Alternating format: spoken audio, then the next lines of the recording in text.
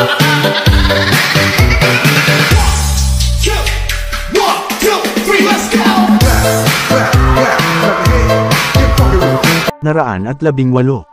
sa Buckwood sa Silver Nimbus Courtyard.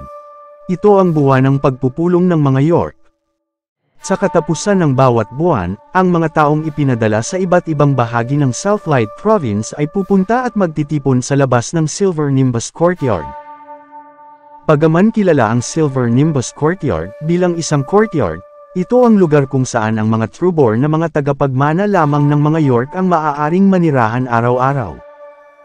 Ang iba pang mga kamag-anak na nais pumasok sa lugar na ito anumang oras ay kailangang dumaan sa mga proseso ng aplikasyon at pag-aproba. Ang mga taong walang sapat na katayuan at mas maliit ang impluwensya ay hindi qualified na pumasok sa lugar na ito. Maraming mga mamahaling kotse ang nakaparada sa tabi ng courtyard sa sandaling ito. Subalit, lahat iyon ay Lexus na gawa sa Japan. Isa itong napaka-low-key at medyo cultured na brand. Kalaunan ay hindi sila karapat-dapat para gumawa ng mga kotse para sa mga top families tulad ng mga York. Gayunman, ang ancestral motto ng mga York ay, lumilinaw lang ang buwan para mawala, at umaakyat ang tubig para umapaw. Palagi silang naniniwala na ang mga bagay ay magiging kabaligtaran kapag inabot nila ang kanilang sukdulan at palaging pinanghahawakan ang motto na ito. Bagaman ang mga bagong henerasyon ng mga York ay mahihilig sa luxury at sports car, marami sa mga leader ng mga York ay nagmamaneho pa rin ng Lexus. Ang ilan ay ilang dekada nang nagmamaneho ng kanilang mga kotse at hindi ito pinalitan. Para sa ilang mga pamilya, ang mga luxury cars ay pagpapakitang tao nila. Gayunpaman, kung iisipin ang katayuan ng mga York sa Southlight, kahit na nakasakay sila sa isang bisikleta, walang sinuman ang naglakas loob na maliitin sila. Ang mga York ay isang malaki at malawak na pamilya na binubuo ng libu-libong tao. Sa ngayon, ilang daang mga tao lamang ang maaaring pumunta at lumahok sa pagpupulong. Sa sandaling ito, daan-daang mga tao ang natipon sa temporary reception hall sa labas ng courtyard. Wala sa kanila ang mayroong mga reklamo. Kung may mga financial reporter na naroon sa sandaling ito, magugulat sila. Ang mga taong nandito ay mula sa lahat ng mga klase ng major industry sa Southlight. May ilang kilalang mga tao sa kanila, at marami sa kanila ay hindi ang mga tao ng mga York, ngunit kailangan pa rin nilang dumating dito. Maliwanag na ang mga taong iyon ay descendants ng dating mga tagapaglingkod ng vassal ng mga York. Kahit 100 taon na ang lumipas pagkatapos ng feudal era, ang mga taong iyon ay may kinalaman pa rin sa mga York, hindi kailanman nagbago ang kanilang katapatan. Tumagal ng halos 1 oras ang tahimik na kapaligiran. Pagkatapos, isang lalaki ang naka-black suit ang lumakad mula sa entrance kasama ang isang team ng mga security guard. Nagsiyasat na tumingin sa paligid. Mahinang sinabi niya, pwedeng pumasok ang lahat ng nasa gilid ng bulwagan maliban sa mga Carlson. Agad na pawi ng konti ang tensyonadong paligid sa madla matapos marinig ang mga salitang iyon. Tahimik na bumuntong hininga ang mga tao at kalaunan ay walang bakas sa kanilang mga mukha ng ekspresyon ng pag-aalala. Nabaling ang tingin ng lahat kay Chief Carlson nang may pagsisisi. Ang paglilingkod sa Second Young Master ay isang oportunidad at biyaya, ngunit isa rin itong peligro. Sapagkat kung mabigo ka, hindi kayang isipin ang magiging kabayaran. Ang mga Carlson. Malamang ay maglalaho na ang mga Carlson sa Southlight simula ngayon. Nanlabo ang mga mata ni Chief Carlson. Tumingin siya sa paalis na madla. Bigla siyang lumuhad sa sahig, umiiyak at nakakaawang sinabi, "Manager, kaming mga Carlson ay nagtatrabaho para sa Second Young Master. Ginawa na namin ang lahat. Sa kasamaang palad, hindi namin inakala kung anong klaseng tao iyon. Pagkatapos ng lahat, kaming mga Carlson ay isa lamang medical family at walang masyadong matibay na mga taktika. Hindi ko ito ginagamit bilang excuses para sa pagkabigo ng misyon at sirain ang pagtitiwala ng Second Young Master. Pumunta ako dito ngayon, hindi para linlangin kayo, ngunit para mag-plead ng guilty. Umaasa akong kakaawaan ako ng Second Young Master at 13 kami sa pamilya ko. Pagbigyan sana kami habang sinubukan naming mga Carlson ang aming makakaya para maglingkod sa mga York. Si Chief Carlson na mataas at makapangyarihan sa labas ay nakaluhod na sa sahig sa sandaling ito, at patuloy na gumapang. Ang lalaking nakasot, dahan-daang lumingon si Manager York. Pagkatapos ay tinitigan niya sandali si Chief Carlson at sinabi, "Kailan sinabi ng Second Young Master na kukunin niya ang buhay ng iyong pamilya?" Kabanata 419. Kumilos si Chief Carlson na para bang narinig niya ang banal na kasulatan. Sa sandaling ito, bumuntong hininga siya at sinabi, "Oo, oo. Mabait ang Second Young Master sa mga Carlson. Kayamanan namin iyon. Gayunpaman, madalas naming maaalala ang kanyang kabaitan at palagi kaming mananatiling tapat sa kanya. Hindi namin ito pahihirapan para sa Second Young Master." Agad na nanginig si Chief Carlson matapos siyang magsalita. Sumunod na sandali, tumulo ang dugo mula sa sulok ng kanyang bibig. Pagkatapos ay dahan-dahan siyang bumagsak sa sahig, walang hininga. Mukhang nilunok na niya ang lason bago pumunta dito. Bilang chief ng medical family, magaling ang pagkontrol niya sa lason. Bahagyang nakasimangot si Manager York at walang pakialam na sinabi, "Halika at ibalik ang katawang ito sa mga Carlson para mabigyan ng isang maayos na libing. At saka, hayaan ninyo ang mga Carlson na sila mismo ang pumili ng bagong chief." Tumalikod at umalis si Manager York matapos magsalita. Palaging nagbibigay ang Second Young Master ng pabuya kung nararapat. Subalit, nabigo ang mga Carlson na tapusin ang task at sinira ang plano ng Second Young Master sa oras na ito. Pinakamagaang parusa na ito kung tutuusin. Sa side hall ng Silver Nimbus Courtyard, ang lugar na ito ay simple, elegante at may kaunting estilo ng ika-18 at ika-19 na siglo. Ang lahat ng mga tao ay nagtipon sa lugar na, ngunit silang lahat ay nakatayo, wala sa kanila ang naglakas loob na umupo. Sa pinakamalalim na bahagi ng side hall, may 9 na hakbang ng hagdan patungo sa 5 mga armchair na inukit mula sa maliit na leaf red sandalwood. Sa sandaling ito, tanging ang armchair sa gitna ang inuupuan. Ang taong ito ay nakasuot ng puti at kalaro ang kanyang sarili ng chess sa ngayon.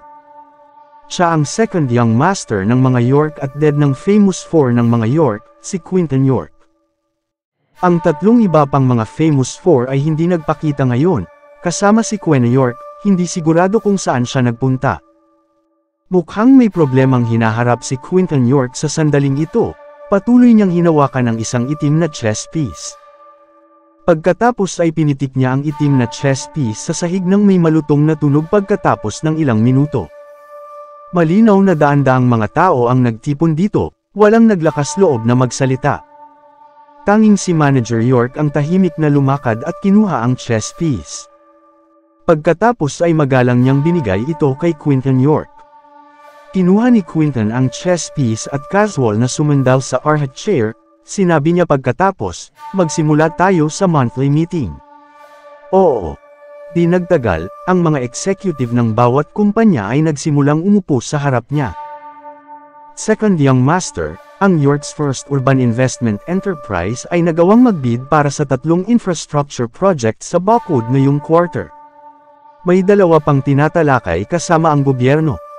Tinatayang ang profit ng quarter na ito ay humigit kumulang $45 million.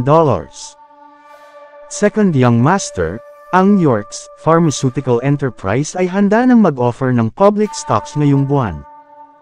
Pwede naming ayusin agad ang listeng pagkatapos mong ma-issue ang mga dokumento. Second Young Master, kumpleto na ang paghahanda para sa York's automobile enterprise. Ngayon, ang problema na lang ay ang kakulangan ng pondo. Hindi ako sigurado kung magkano ang pondong pwedeng ilaan. Magdesisyon ka sana. Nanatiling tahimik si Quinton. Case by case. Bagaman, ang mga negosyong iyon ay parehong kumita at nalugi, sa huli, ang net profit ng mga York sa isang buwan ay nakakagulat na malapit sa $152 million. Sa katunayan, maraming tao ang nagtatrabaho para sa mga York. Matapos mabayaran ang sahod at bonus, ang net profit ay posibleng mabawasan ng higit sa 1/3. Gayunpaman, kahit na, sapat na iyon upang ipakita ang lakas ng mga York. Dahan-daang tumayo si Quinton matapos pumirma at mag-issue ng ilang mga dokumento patungkol sa ilang mga bagong investment projects. Pagkatapos ay tumingin siya sa paligid ng hall. Maya-maya, ngumiti siya at marahang sinabi, "Maliban sa mga karaniwang bagay na ito, may sasabihin pa ako sa iyo." Babalik ang taong iyon sa Buckwood.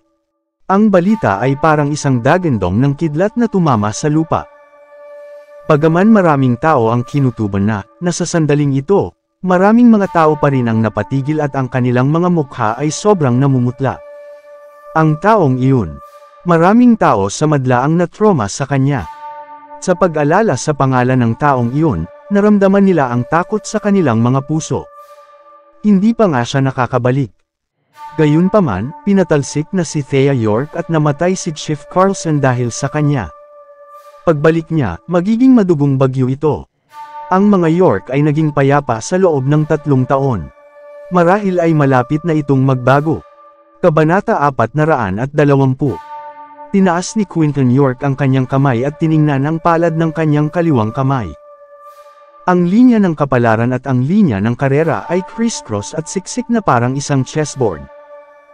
Bagaman, parang nakita niya ang kanyang kapalaran mula sa itaas. Ngumiti pa rin si Quinton at sinabi, "Alam ko na ang taong iyon ay nakatulong sa marami sa inyo noon. Sa nakaraang 3 taon, kahit na lumipat kayo sa sekta ko, kayo lang ang nakakaalam kung ano ang iniisip ninyo. Alam niyo kung paano ko kayo tinatrato. Ang mga bagay na maibibigay niya sa inyo, kaya kung ibigay ng higit pa. Kung may gusto pa ring tulungan siya sa oras na ito, bibigyan ko kayo ng pagkakataon na sabihin sa akin ngayon. Hindi kita hahabulin, at hahayaan kitang umalis. Pag-isipan niyo sana ito ng mabuti." May ginampanan ang lahat sa pagtaboy sa kanya 3 taon na ang nakakaraan. Ang huling pangungusap ay tumama sa kanila na parang kidlat. Ang mga nag-aalangan kalaunan sa wakas ay nagpasya sa kanilang isip sa sandaling ito. May isang walang malay na lumuhod at sumitsit, "Matapat ka naming paglilingkuran, Second Young Master. Palagi naming ginawa at palagi naming gagawin. Taimtim kaming nanunumpa ng aming katapatan sa iyo." Ang mga business mogul na karaniwang makapangyarihan ay parang mga feudal officer ngayon sa matandang lipunan. Tinitrato nila si Quinton York na para bang isa siyang hari. Bahagyang ngumiti si Quinton, ngunit ang kanyang mga mata ay walang malasakit. Tumingin siya sa direksyon ng Niamhi at bumulong. "Gusto mo pa bang makuha ang lahat ng ito? Sayang, wala kang halaga." Nakatingin si Queen York sa mga bulaklak sa Lotus Pond na hindi kalayuan sa side hall. Nahulog sa pagitan ng mga daliri ang mga pagkain ng isda na parang mga berdeng sibuyas, kaya walang tigil sa paghahabol sa pagkain ng red carp at green carp sa pond. Handa na ang pain. Nagtataka ako kung ilang tao ang mahuhulog sa pain. Makalipas ang 3 araw. Sa Villa Zimmer. Ngayon ay isang magandang araw dahil ang pamilya Zimmer ay nakakita na ng isang taong interesadong bumili ng kanilang assets. Sa sandaling ito, nagtipon-tipon ang pamilya Zimmer. Nagtipon-tipon silang lahat dahil sa pinatawag sila ni Senior Zimmer. Lahat ay tinatalakay ang susunod na mangyayari sa pamilya Zimmer. "Lolo, sa palagay ko ay dapat na nating ibenta ang lupa ng commercial center. Bagaman gumastos lamang tayo ng di bababa sa 30 milyong dolyar sa lupa ng angkinan natin ito, tumaas na ngayon ang market value sa halos 60 milyong dolyar. Kung hindi tayo desperado para magbago ng negosyo ngayon, ang lugar na ito ang magiging mahalagang pag-aari ng pamilya Zimmer sa hinaharap. Ngunit walang ibang paraan, kailangan natin ng malaking halaga ng pera. Kaya, sa palagay ko ang pinakamagandang gawin ngayon ay mabilis na ibenta ang lupang ito, o gawing trademark para sa iba pang mga assets." Tumingin si Zack Zimmer kay Mandy Zimmer habang bahagyang nakangiti matapos niyang sabihin ito. Ang lupang ito ang fundamental ng pag-settle down ni Mandy sa pamilya Zimmer. Maaaring sabihing ang katayuan ni Mandy sa pamilya Zimmer ay tumataas kamakailan salamat sa lupaing ito. Maglalaho ang katayuan ni Mandy sa pamilya Zimmer kung mabenta ang piraso ng lupang ito. Tungkol naman sa collaboration sa York Enterprise. Ngayon ang buong pamilya Zimmer ay lilipat sa Buckwood, sinong may pakialam sa York Enterprise? Lolo, sa palagay ko ay posible rin ito. Kahit na ibenta natin ang iba pang mga assets, hindi masyadong mataas ang presyo. Ngunit ang lupaing ito ay magiging commercial center ng Niamey sa hinaharap. Ngayon, maraming mga first class na pamilya sa Niamey ang interesadong bilhin ang lupang ito. Pwede tayong mag-organisa ng isang auction at ang may pinakamataas na bid ang mananalo ng lupang ito. Diretso ding nagsalita si Queen Zimmer. Siya ang babaeng ikakasal sa pamilya Silva. Ang kanyang katayuan ngayon sa pamilya Zimmer ay iba kaysa dati. Anuman ang sabihin niya, kahit si Senior Zimmer ay kailangan isipin ang tungkol dito. Pagkatapos ng lahat, maaaring umasa ang pamilya Zimmer sa kanya sa hinaharap. Si Mandy lang ang bahagyang nakasimangot at sinabi, "Lolo, bakit namin kailangan nating ibenta ang mga assets? Pwede nating i-consider ang gamitin ang buong commercial center project bilang isang mortgage sa mga loan. Kasong ito, marahil pwede tayong mangutang hanggang sa $150 million. Hoy! Sa palagay mo ba nagmamay-ari ka ng bangko? Sa palagay mo ba napakadaling mag-apply ng loan? Sino ka sa tingin mo? Hindi ba masyado mong sineseryoso ang sarili mo?" Si Queen ay nagsalita sa isang kakaibang tono. Maraming salamat sa pagtangkilik. Huwag kalimutang mag-comment, like and share. At kung hindi ka pa nakasubscribe sa aking channel, maanong pindutin ang subscribe button at pakihit na din ang notification bell para maging updated ka sa aking mga videos.